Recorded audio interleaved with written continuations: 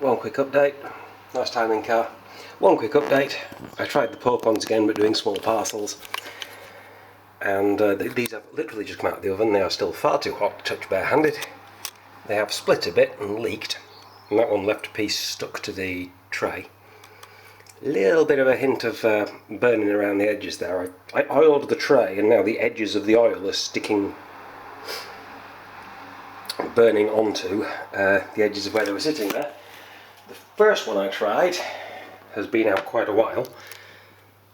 I tried crimping alternating sides along the top of this, you know, crimp on that side, crimp on that side, crimp on this side, crimp on that, to try to make this neat. Well, you can sort of see alternating sides folds, only it didn't work too well and I got sick of that crap. So what I've done instead is fold both sides over the middle, there and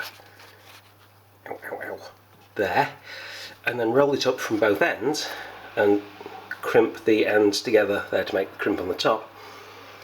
And then I changed that slightly to be roll it from one side all the way across and then fold the ends over and crimp it, which is why you get these very long. It's only at 150, it shouldn't still be boiling hot. Very long, narrow things. It's been rolled up from one side to make a tube with some fill in the middle, and then both ends being folded over and just pressed together.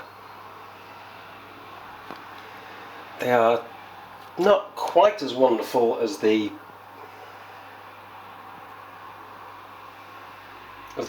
first lot I did that was mostly onion when I forgot the ginger. I have made some with ginger this time as well, but they just look the same as before. They're not quite that wonderful, but they are good. And I get to share them, which is nice. And the leftover, tiny bit of pork. There's like one blueberry left, some of the apricots, the cider, and a little bit of the olive, mushroom and ginger filling. Makes really good soup. So,